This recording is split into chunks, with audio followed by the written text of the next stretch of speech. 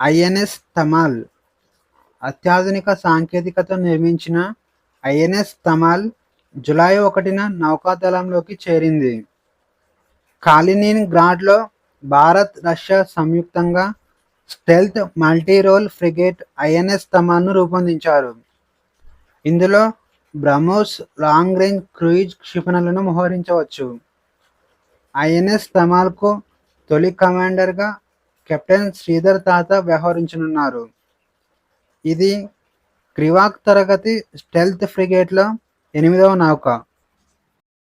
దేశంలో పాస్పోర్ట్ సేవల్లో భాగంగా పోలీసుల ధృవీకరణ ప్రక్రియలో ఆంధ్రప్రదేశ్, తెలంగాణ రాష్ట్రాలు టాప్లో నిలిచాయి.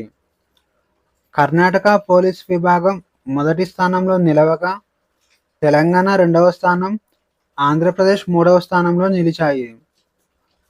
హైదరాబాద్ ప్రాంతీయ పాస్పోర్ట్ కార్యాలయం మరియు గుంటూరు పోస్టాఫీస్ పాస్పోర్ట్ సేవా కేంద్రం బెస్ట్ అవార్డులు అందుకున్నాయి. ఈ అవార్డులు ఢిల్లీలో కేంద్ర ప్రభుత్వం అందజేసింది.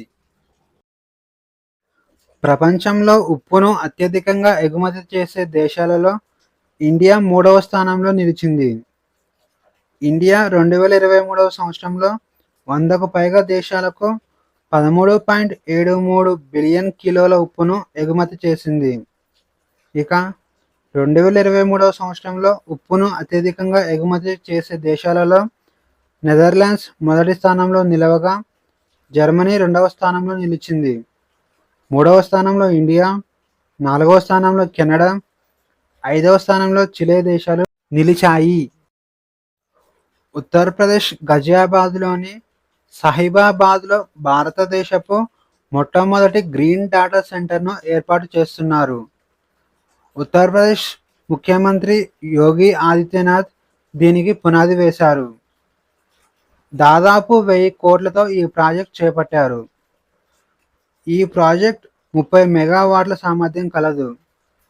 గ్రీన్ డేటా సెంటర్ పునరుత్పాదకత, ఇంధన వినియోగం, వర్షపు నీటి సంరక్షణ, స్మార్ట్ కూలింగ్ వంటి పర్యావరణ అనుకూల వ్యవస్థలను కలిగి ఉంటుంది. జాతీయ పసుపు బోర్డు ప్రారంభం.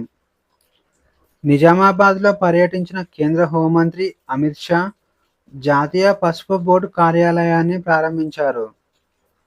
2030 నాటికి $1 బిలియన్ విలువైన పసుపుని ఎగుమతి చేయడం లక్ష్యంగా పెట్టుకున్నారు.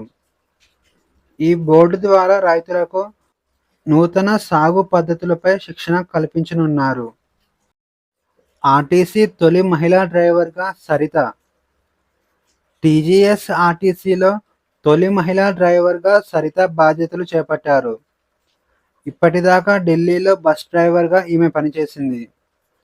దేశంలో ఈ ఘనత సాధించిన తొలి మహిళగా సరిత నిలిచింది. యాదాద్రి జిల్లా సంస్థాన్ నారాయణపూర్ మండలం సిత్యా తండాకు చెందిన సరిత కుటుంబ పరిస్థితుల వలన ప్రభుత్వానికి విజ్ఞప్తి చేయడంతో ఆమెకు ఆర్టీసీలో జాబ్ ఇచ్చారు. ఇక ఈరోజు క్వశ్చన్స్ వచ్చేసి, మ్యూల్ బ్యాంక్ ఖాతాలతో కూడిన సైబర్ నేరాలను ఎదుర్కోవడానికి సిబిఐ ప్రారంభించిన ఆపరేషన్ పేరు ఏమిటి? A. Operation cyber shield, B.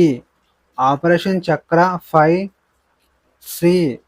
Operation digital strike, D. Operation safe net.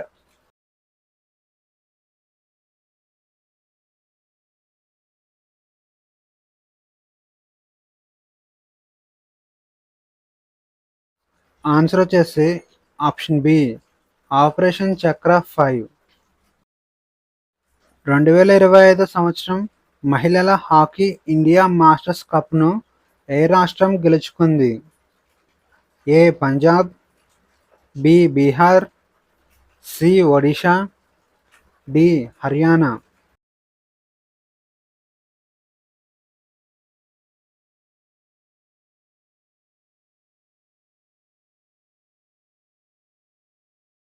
Answer వచ్చేసి ఆప్షన్ సి, ఒడిషా.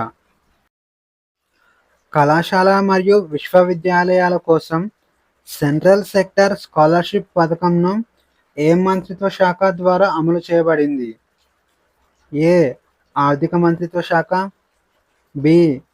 హోం మంత్రిత్వ శాఖ, సి యువజన వ్యవహారాలు మరియు క్రీడల మంత్రిత్వ శాఖ, డి విద్యా మంత్రిత్వ శాఖ.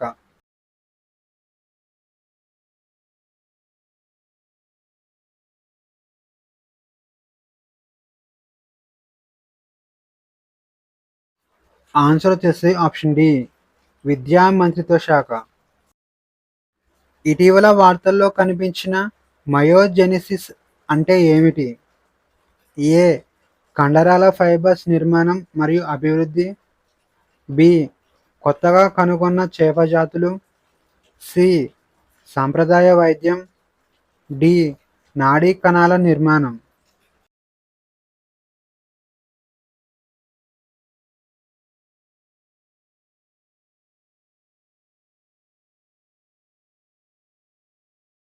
ఆన్సర్ వచ్చేసి ఆప్షన్ ఏ కండరాల ఫైబర్స్ నిర్మాణం మరియు అభివృద్ధి.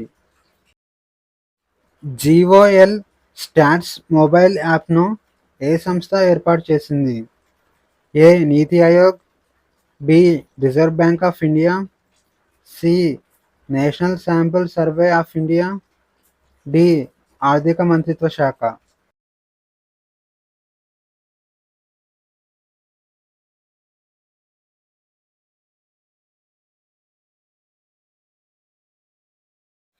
ఆన్సర్ వచ్చేసి option C national sample survey of India.